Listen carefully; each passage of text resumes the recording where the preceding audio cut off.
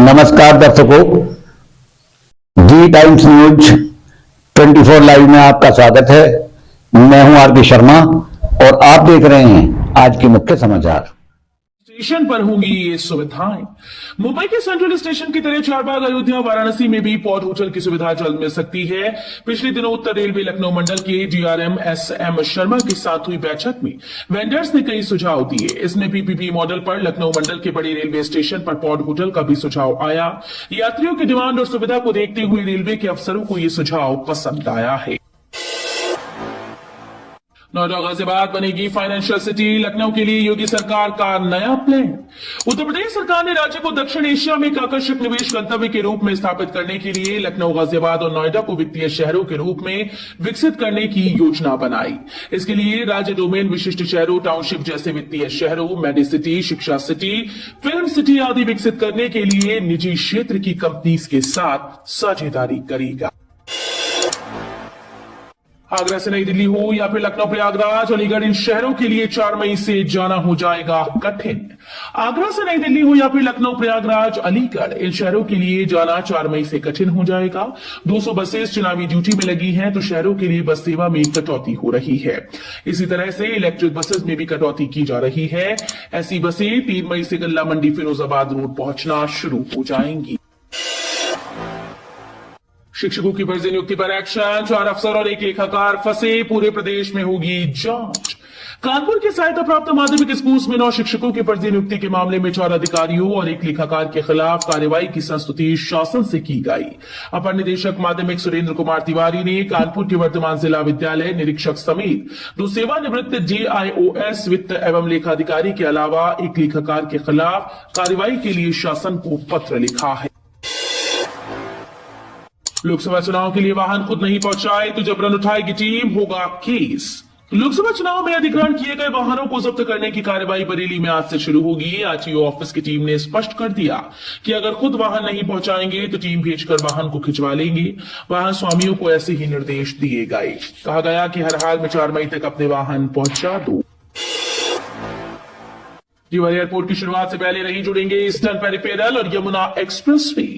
जेवर में बन रही नोएडा इंटरनेशनल एयरपोर्ट शुरू होने से पहले ईस्टर्न पेरिफेरल को यमुना एक्सप्रेसवे से जोड़ने का काम अटक गया। 0 पॉइंट से करीब 10 किलोमीटर दूर जगनपुर के पास बनने वाले इंटरचेंज के काम में 22 करोड़ रुपए का पेंच फंस गया है। डेवलपर कंपनी ने इंटरचेंज में लगने वाली मिट्टी के लिए 22 करोड़ रुपए की मांग की थी, लेकिन एनएचएआई ने बजट बढ़ाने से इनकार कर दिया।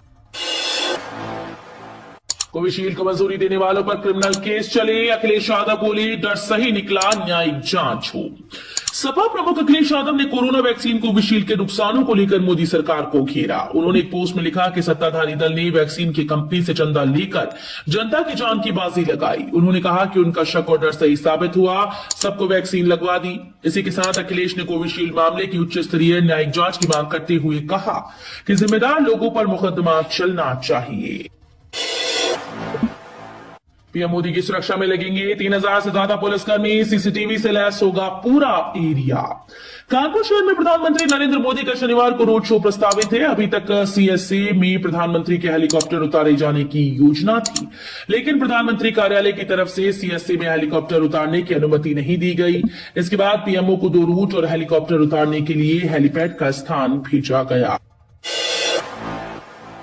यूपी की किसी अदालत में प्रैक्टिस नहीं कर सकेंगे कोर्ट रूम में मारपीट करने वाले वकील। इलाहाबाद हाईकोर्ट ने कोर्ट रूम में वादकारी को पीटने वाले अधिवक्ताओं के खिलाफ सख्ती बरतते हुए उनकी यूपी की किसी भी अदालत में वकालत पर रोक लगा दी।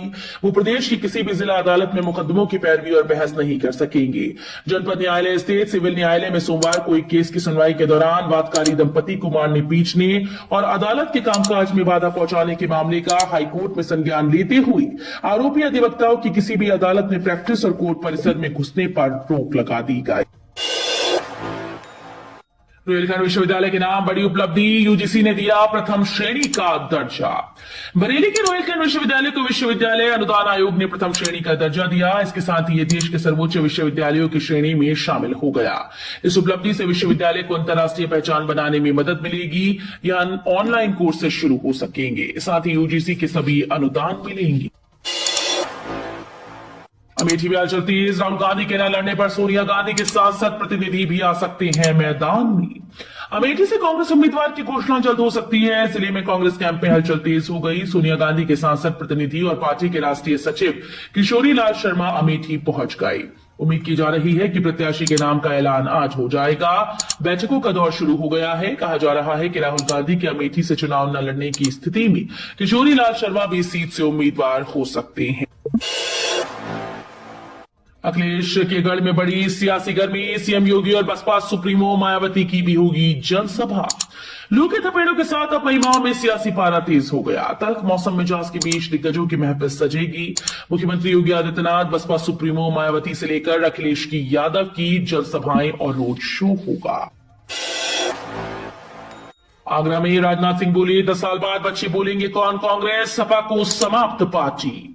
लोकसभा चुनाव 2024 के तीसरे चरण के मतदान से पहले आगरा आए रक्षा मंत्री राजनाथ सिंह ने कांग्रेस और समाजवादी पार्टी पर जमकर हमला बोला।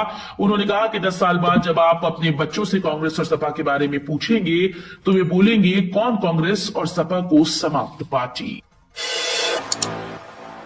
यूपी में 2 दिन तेज हवाओं का अलर्ट। 5 मई को बदलेगा मौसम। मौसम विभाग ने की भविष्यवाणी। 2 दिन तेज हवाएं परेशान करेंगी, लेकिन प्रचंड गर्मी से मामूली राहत भी देंगी। यानी अधिकतम तापमान 40 डिग्री है, इसके नीचे रह सकता है। वहीं 5 मई को लखनऊ समेत यूपी के कई शहरों में मौसम बदल सकता है। पिछले 3 दिनों से हवा का रुख पूर्व से पश्चिम की ओर था। मंगलवार से यह बदलकर पश्चिम से पूर्व हो गया। स्कूल का समय हो सुबह 7 से 11। सपा एमएलसी ने सीएम योगी को लिखा पत्र। भीषण गर्मी के मद्देनजर सपा एमएलसी आशुतोष सिन्हा ने बेसिक शिक्षा परिषद के स्कूल का समय सुबह 7 से 11 बजे तक किए जाने के लिए मुख्यमंत्री को पत्र लिखा। अपने पत्र में श्री सिन्हा ने कहा कि बेसिक शिक्षा परिषद के स्कूल इस भीषण गर्मी में दोपहर 2 बजे तक संचालित हो रहे हैं, जिससे 40 डिग्री सेल्सियस तापमान के बीच दोपहर 2 बजे तक बच्चों को पढ़ाया जा रहा है। डिप्टी सीएम केशव बोले, संविधान खतरे में नहीं, सपा बसपा और कांग्रेस का राजनीतिक अस्तित्व खतरे में है। प्रदेश के उप मुख्यमंत्री केशव प्रसाद मौर्य ने कहा कि 2014 प्रधानमंत्री मोदी के नाम की लहर चल रही थी, फिर 2019 में मोदी के नाम की आंधी थी, लेकिन 2024 मोदी के नाम की सुनामी चल रही है। सपा समाप्तवादी पार्टी बन जाएगी। बसपा और कांग्रेस का राजनीतिक अस्तित्व खतरे में आ जाएगा।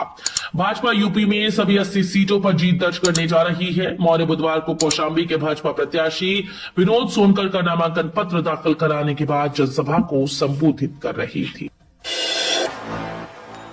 सपा ने प्रदेश अध्यक्ष नरेश उत्तम पटेल को फतेहपुर से बनाया प्रत्याशी। आज करेंगे नामांकन। समाजवादी पार्टी ने फतेहपुर लोकसभा सीट से पार्टी के प्रदेश अध्यक्ष नरेश उत्तम पटेल को उम्मीदवार बनाया है। वो आज नामांकन करेंगे। फतेहपुर सीट पर नामांकन 26 अप्रैल को शुरू हो गए थे। नामांकन की अंतिम तारीख 3 मई है। इस सीट पर 5वें चरण में 20 मई को मतदान होगा। 5वें चरण में मोहनलालगंज, लखनऊ, रायबरेली, अमेठी, जालौन, झांसी, हमीरपुर, बांदा, फतेहपुर, कौशाम्बी, बाराबंकी, फैजाबाद, कैसरगंज और गोंडा में मतदान होगा। दिल्ली के बाद लखनऊ के स्कूल्स को बम से उड़ाने की धमकी, बच्चों को निकाला गया, सर्च ऑपरेशन जारी। दिल्ली के बाद लखनऊ के स्कूल को बम से उड़ाने की धमकी मिलने के बाद हड़कंप मच गया। शहर के वृंदावन इलाके में एमएटी स्कूल से बच्चों को बाहर निकाला गया और सर्च ऑपरेशन चालू कर दिया गया। सर्च ऑपरेशन में पुलिस और बम स्क्वाड की टीम लगी हुई है। धमकी ईमेल के जरिए दी गई। एसीपी कैंट पंकज सिंह ने बताया कि स्कूल की दिल्ली शाखा से ये मेल आया था। बम निरोधक दस्ते से चेकिंग कराई गई। सब कुछ सामान्य है। रजिस्ट्री दफ्तर में हुए फर्जीवाड़े पर एक्शन। एलजीए के 3 अफसरों समेत 11 पर एफआईआर। लखनऊ के रजिस्ट्री दफ्तर के अंदर असली रजिस्ट्री की जगह जिल्द में फर्जी रजिस्ट्री लगाकर लाखों करोड़ों रुपए का फर्जीवाड़ा करने के मामले में वजीरगंज कोतवाली में 2 एफआईआर दर्ज कराई गई हैं। जांच में 5 रजिस्ट्रीज फर्जी मिली। ये भी खुलासा हुआ कि वर्ष 2001 और इसके आसपास हुई रजिस्ट्रीज में एलजीए के तत्कालीन अफसरों की भी सांठगांठ रही है। सपा प्रत्याशी के नामांकन जुलूस में उमड़ी भीड़। राजनाथ सिंह के खिलाफ उतरेंगे मैदान में। लखनऊ लोकसभा सीट पर भाजपा के प्रत्याशी राजनाथ सिंह के नामांकन करने के बाद बुधवार को सपा प्रत्याशी रविदास मल्होत्रा भी नामांकन के लिए निकले। लखनऊ लोकसभा सीट भाजपा का गढ़ मानी जाती है। बीती 2 बार से यहां राजनाथ सिंह चुनाव जीत रहे हैं। इस बार भी उनके जीतने की प्रबल संभावना बताई जा रही है। सात फेरों के बिना हिंदू विवाह मान्य नहीं। सुप्रीम कोर्ट ने शादी को लेकर अहम फैसला सुनाया। अपने इस फैसले में सुप्रीम कोर्ट ने कहा कि हिंदू विवाह एक संस्कार है और ये सॉन्ग, डांस, वाइनिंग डाइनिंग का आयोजन नहीं है। सुप्रीम कोर्ट ने कहा कि यदि अपेक्षित सेरेमनी नहीं की गई तो हिंदू विवाह अमान्य है और पंजीकरण इस तरह के विवाह को वैध नहीं बताता। सुप्रीम कोर्ट ने एक फैसले में हिंदू विवाह अधिनियम 1955 के तहत हिंदू विवाह की कानूनी आवश्यकताओं और पवित्रता को स्पष्ट